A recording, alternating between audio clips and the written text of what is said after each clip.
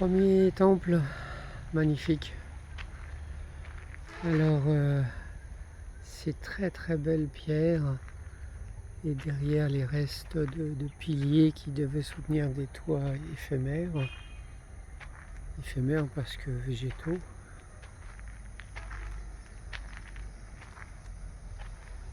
Et ce qui me vient, c'est le réveil des esprits de lumière. Le réveil des esprits lumineux, mais c'est vraiment des esprits de lumière qui m'est venu.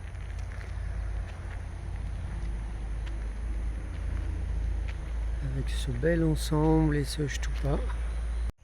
Et encore ici, ces grands murs, très puissants parce que complètement en pierre, qui me donnent cette impression de rassembler, de ne pas se disperser, d'être en sécurité pour la dévotion, pour la méditation, pour l'évolution. Donc le fait d'avoir un lieu préservé par des influences extérieures, mais ça concentre les énergies et ça ça me semble une bonne chose nécessaire pour densifier la lumière, densifier les énergies spirituelles. Et comme ça, le niveau vibratoire s'élève. Un temple secondaire, un temple premier, plus important, mais en fait, il y a 4 temples secondaires. Voilà, qui sont bien en étoile. Donc, je subodore une construction énergétique.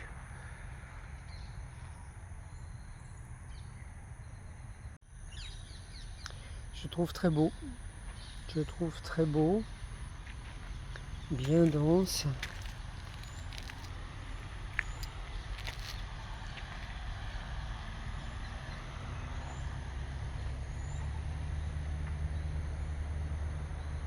Alors les axes ne sont pas tout à fait dans les axes. Apparemment les temples secondaires sont alignés entre eux au niveau des angles, mais pas alignés par rapport à la structure principale qui me semble rectangulaire. Alors là je suis vraiment sur un croisement tellurique ici, avec ce temple principal. Et effectivement les temples secondaires, puisqu'il y en a 4, voilà, qui sont plutôt alignés. Voilà, par ici, je suis vraiment au croisement majeur. Oui, tout à fait. Donc là, il y a vraiment un point d'énergie très fort. Donc qui doit stimuler ou qui peut stimuler soit les humains, soit des statues pour qu'elles rayonnent. Je cerne là-bas, il va y avoir un point d'eau aussi. Là, je suis vraiment sur l'axe sud-nord. Alors, le sud est dans mon dos, l'arrivée se fait par le sud. Donc, un temple plutôt solaire.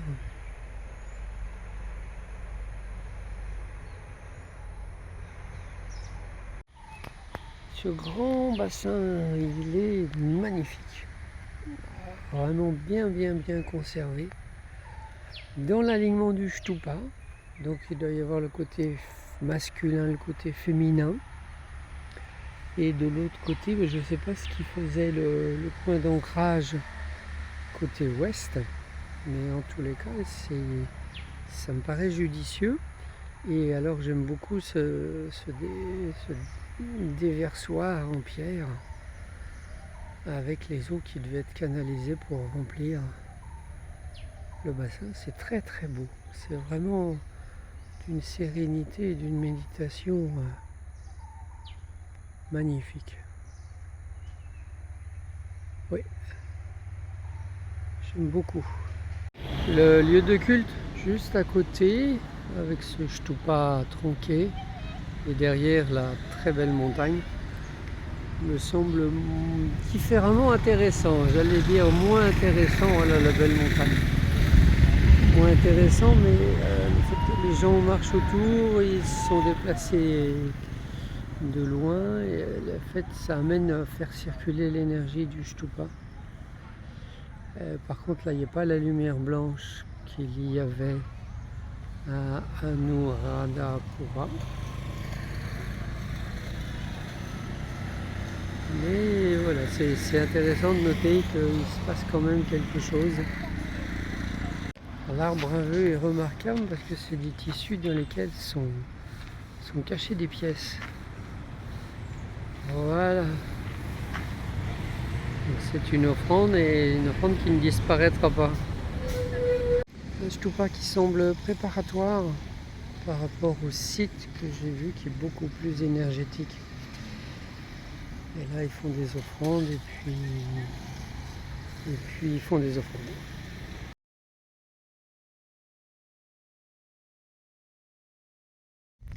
J'aborde un lieu plus que sympa, reposant, hein, ici de l'eau, et puis un ancien stupa avec les personnes qui ont nettoyé les feuilles. Alors si le stupa est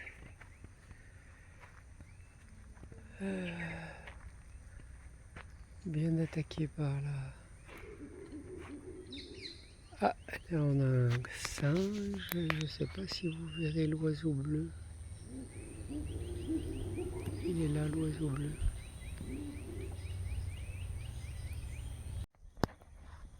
Et je suis encore autour du stupa et plusieurs temples, plusieurs espaces. Alors peut-être seulement des structures d'habitation, mais à partir du moment où on est dans une démarche spirituelle, l'habitation est aussi un temple, un endroit sacré. Ils ont libéré une pierre, une stèle. Le lieu est vraiment magnifique. Et l'entrée de la grotte temple sur ces rochers que j'ai déjà beaucoup appréciés, Anuradhapura, et un rocher très énergétique. Donc celui-là c'est une vraie montagne. Bienvenue les montagnes, avec je vois quelques belles fleurs de frangipanier. Et la grotte, les grottes. Ce qui devait être la réserve d'eau avec la rigole creusée dans la roche. Peut-être aussi pour éviter l'humidité dans le lieu consacré.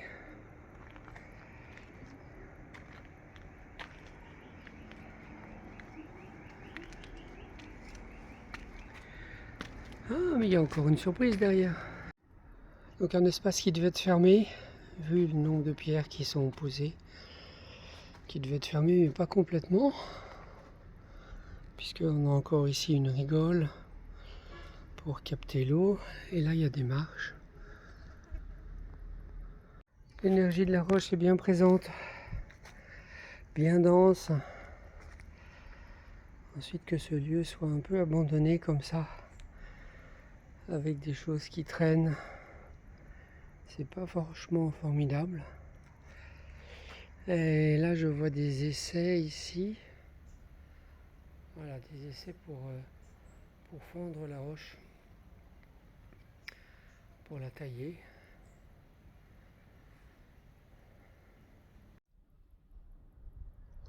Et donc là certainement l'espace où il y avait le rituel, les méditations, les prières et peut-être la vie d'un ou plusieurs moines. En tout cas un lieu qui mériterait d'être réaménagé de façon à ce qu'il y ait moins de mélange, voilà, dans les énergies.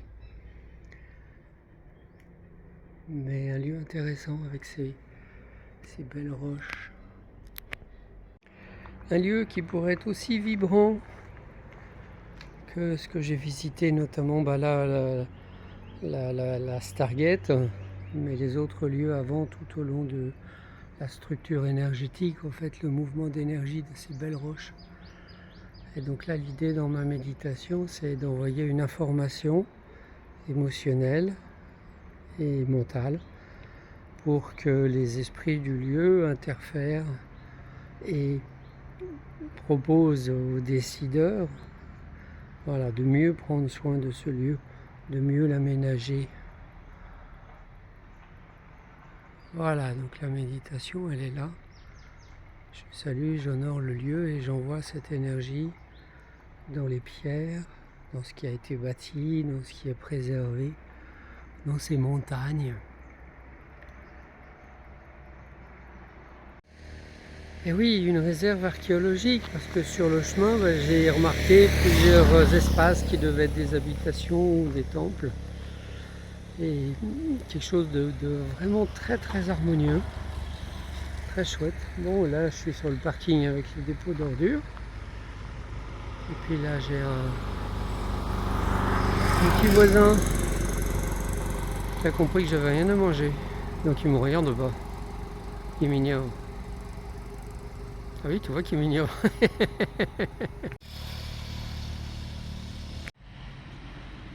Un escalier bien aménagé pour les touristes, mais en tous les cas 2 gardiens, 3 gardiens du seuil, pour redire papa, maman et l'enfant. Mais en tous les cas c'est sérieux. Et comme je suis tout seul, je vais prendre le temps. Alors, je suis sans voix.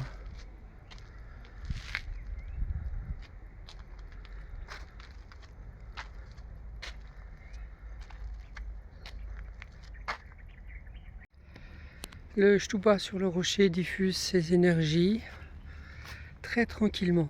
C'est plutôt un lieu très yin, je dirais surtout, et avec ce magnifique plan d'eau et ces temples qui restent.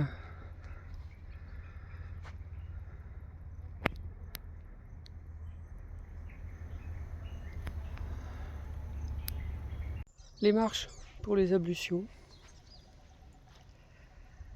et ce décor féerique et le temple qui bénéficie bien des énergies du rocher. Magnifique.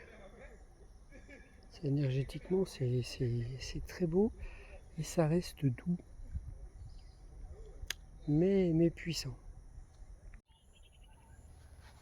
Je suis à la pointe de la presqu'île avec des formes arrondies.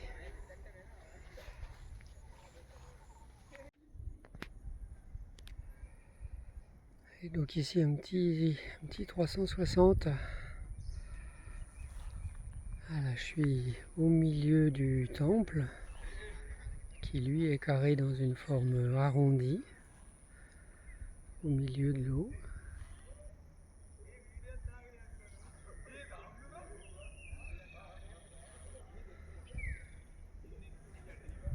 Un endroit absolument délicieux. Je suis sur le rocher, je dirais le plus proéminent, le plus gros visible, qui plonge dans l'eau. Et je sens comme un grondement dans la terre. Profondément, il y a quelque chose qui fait très, très intéressant pour moi de sentir ça. Cette énergie tellurique qui doit correspondre à là, effectivement. Et qui rayonne dans toutes les roches, y compris les roches qui ont été retaillées. Ah, le grondement, je ne sais pas si vous pouvez le sentir au travers de la vidéo, mais il est bien là, il est comme si Brahma signifiait sa présence. Alors ici le seuil qui correspond, qui est dans l'alignement de l'entrée du temple de l'eau. Donc il y a bel et bien une construction énergétique. Après, l'énergie peut très bien suivre un mouvement, voilà, jusque là-haut au travers des roches. Donc c'est pas forcément en ligne droite. S'ils ont utilisé l'énergie des roches. Et ben là, une belle surprise. Une belle surprise alors que j'essaye de faire le tour de l'île. Et là, nous avons un temple sous roche qui semble encore bien conservé.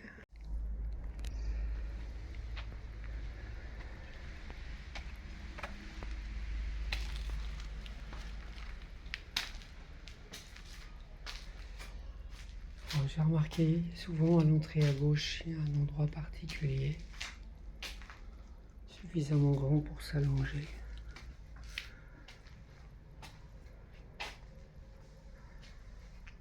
Et là, je suis sous la roche.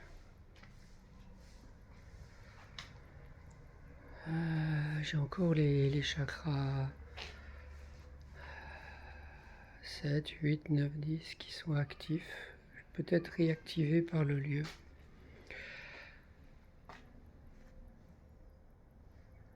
Je disais que les chakras 7, 8, 9, 10 étaient actifs et peut-être réactivés par le lieu.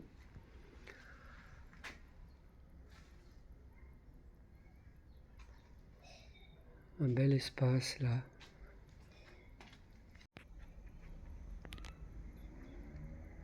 Alors là, je sens bien les chakras 7, 8, 9, 10 qui sont actifs ou peut-être activés par le lieu.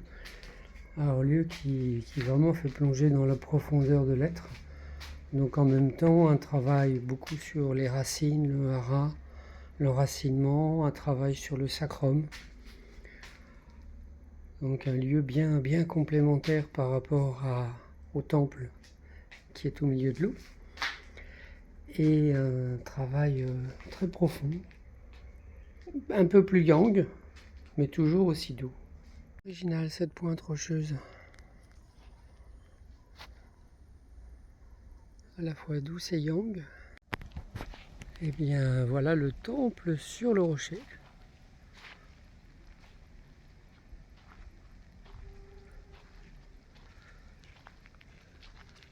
Avec ici peut-être des espaces pour les offrandes. Je suis au-dessus du temple, là où j'ai fait ma méditation, où je sentais les chakras 7, 8, 9, 10 relativement actifs. Et là je suis sur ce temple sur le rocher et j'entends bien la vibration subtile du grondement de Brahma de la terre. Cette vibration vraiment très forte, très intéressante. Et je ressens plein d'amour d'avoir cette expérience au milieu d'un lieu aussi magique. Encore un bâtiment bien construit sur le rocher. Un bâtiment bizarre. Alors là où je vois bien les trous pour les portes. Et puis le passage d'un bâtiment à l'autre.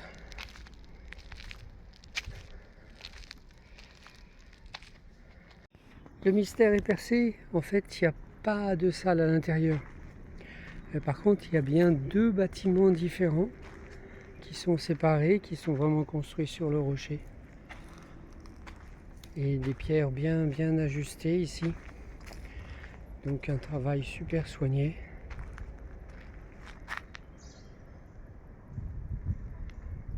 Oui, un temple intéressant, effectivement, avec un sas et le lieu le plus intense, toujours sur le rocher.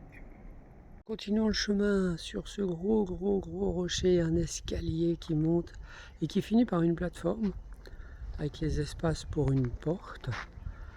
Et avec ce que je suis en train de vivre là, ça ferait beaucoup pour une seule journée, pour une seule visite. Donc je ne me suis pas arrêté pour méditer. Mais par contre, on voit bien le sens de la roche qui pourrait bien décoller les corps subtils, alors que là, je suis en train de plutôt m'enraciner. Sans aucun doute, avec ces trous, un abri, et qui mériterait d'être mis en valeur, creusé aussi pour faire plus d'espace. En tous les cas, la pierre est magnifique, très jolie. Et je note les petites rigoles qui éviteraient ici que l'eau ruisselle à l'intérieur. S'il y avait encore un toit végétal. Pour finir, l'arbre pierre.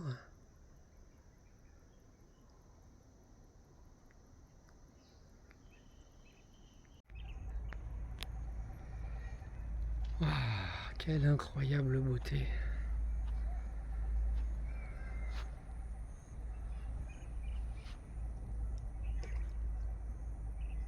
Ah, le cormoran qui est sorti de l'eau.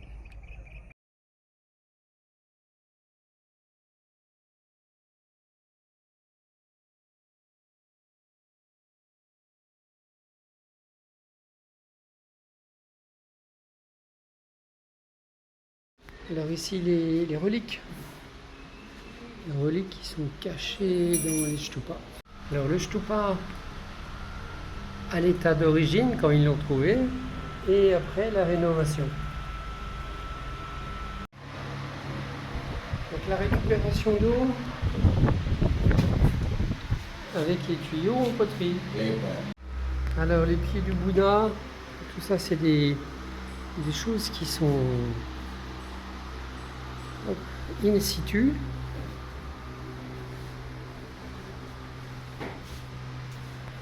Ah, Ganesh. Beautiful Ganesh. Alors c'est un bain d'herbe ici pour le soin.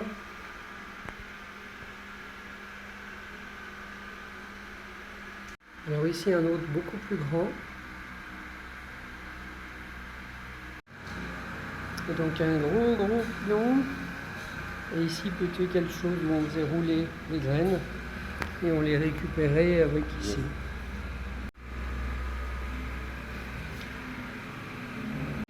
Et donc voilà pour uriner. Et puis les réserves ici pour uriner.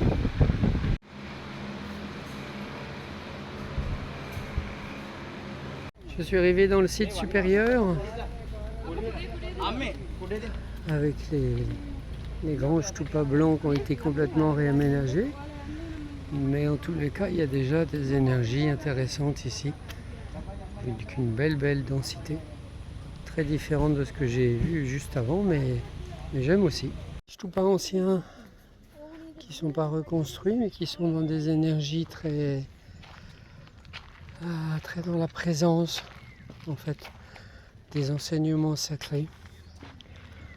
Enseignements sacrés dans la mesure où ils sont pas offerts ou donnés à tous. Et donc ça, c'était le réfectoire. Les écritures sur le rocher.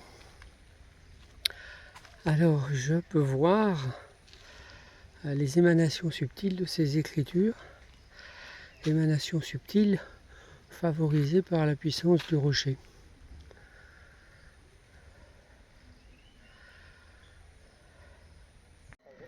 Alors, je sens bien les grandes énergies, voilà, blanches, rénovées, j'espère en conscience, avec ici encore une grimpette pour aller voir la brume. Une belle statue, avec un Bouddha assis dans la ombre du magicien. Une belle statue d'un Vishnu.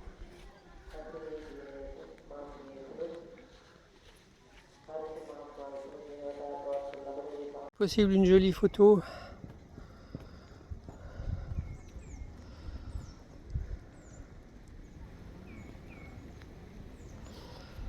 Et là, je sens les énergies blanches, effectivement, dues à la rénovation, dues à l'intensité de ce qui a été enfermé et scellé dans le stupa, dans le dagoba.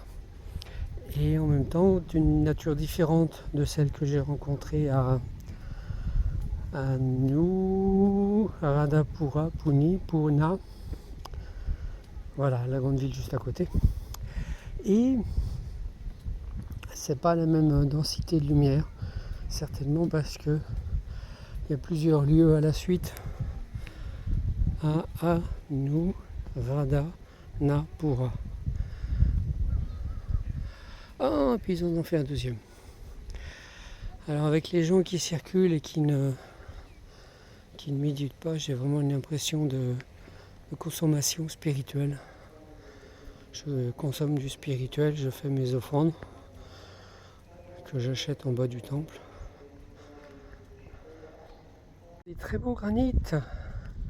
Alors c'est peut-être la même ligne énergétique que les granites qui sont dans ma cuisine. Ce sont vraiment les mêmes couleurs. Et hélas, le temps est pluvieux, brumeux. Alors c'est à cet étage intermédiaire avec ces rochers affleurants et ces vieux stupas laissés dans l'état naturel, si je puis dire. Effectivement, il y a plus d'énergie. Et ici, là, je reconnais bien le temple avec les 4 directions, l'autel. Donc c'est plus dans cette partie-là qu'il y a quelque chose à capter, à honorer.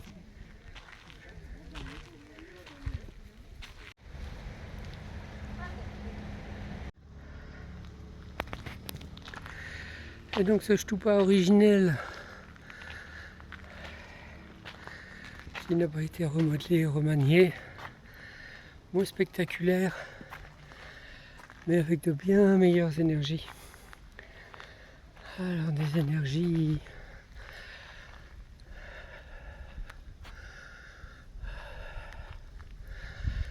qui confortent, qui réconfortent, des énergies qui m'entourent, quelque chose qui me protège. Alors à l'intérieur il y a une lumière qui vient vers moi. Derrière cette grotte, alors un petit espace de méditation avec un passage délicat, donc un abri tout simplement, dans lequel il y aurait des inscriptions. Et ben oui, ce grand beau stupa, avec ses énergies originelles qui n'ont pas été modifiées. Et puis là, d'autres amis cailloux, grosses pierres. Ah là, je vois même une tête d'éléphant en quartz blanc. Là, voilà.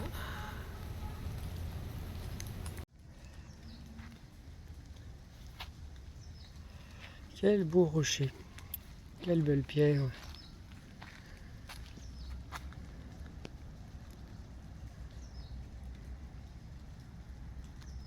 La construction est sublime, bien en cercle, au sommet presque de la montagne, qui a quelques rochers qui sont restés. Et encore peut-être deux éléphants en quartz blanc. Quartz blanc plus énergétique, plus diffuseur d'énergie que le grès basique. Ah oui, ça c'est beau ça. Ah oui, là il y en a plusieurs, ils sont plusieurs.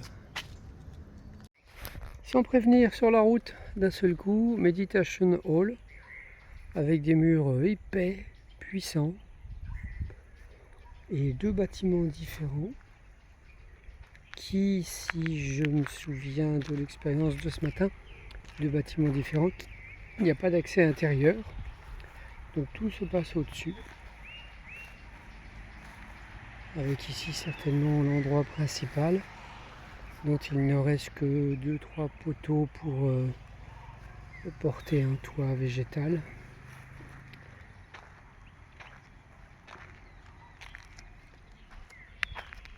Il y a ici des choses qui sont tombées.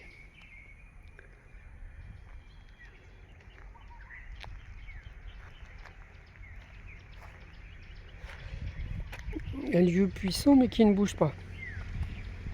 Donc il y a une puissance, il y a une densité, mais il n'y a aucun mouvement. Aucun mouvement parce qu'il n'y a aucune visite, même si apparemment c'est entretenu, mais en tous les cas il n'y a aucune visite spirituelle. Je vois l'épaisseur des murs, mais rien Alors peut-être une circulation d'eau autour. Je retrouve des rochers. Donc effectivement un lieu... C'est intéressant, je sens que c'est puissant, mais ça bouge pas. Je suis arrivé, ça bouge pas.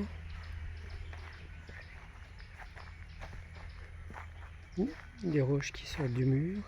Me voici au Nelly Kumala Temple, un temple repéré sur internet. Paraît-il que c'est quelque chose d'extraordinaire. Et me voilà plus léger de 500 roupies. Alors il paraît que le bleu il a un mauvais karma. Moi je dirais plutôt qu'il pourrait avoir une couleur de pan, une couleur de Krishna.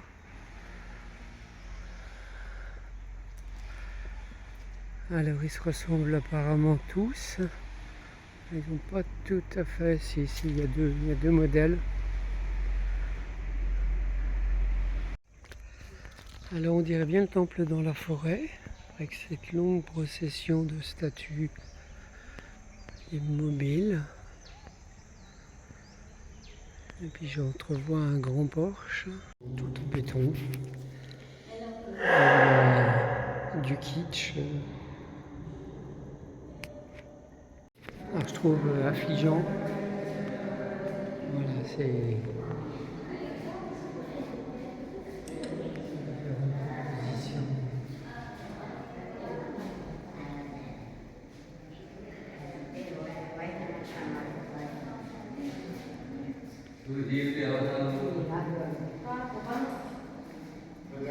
Et ben voilà, alors j'ai pas tout filmé parce que c'était vraiment naïf, archaïque, conditionnant. Oui, c'est une belle escroquerie ce truc, mais qui peut intéresser beaucoup de gens. Voilà, en tous les cas c'est une belle balade en béton. Et je trouve touchante l'image de ce couple de personnes âgées qui sont venues faire leur pèlerinage. Ils se tiennent par la main et le bras. C'est l'image positive de l'après-midi.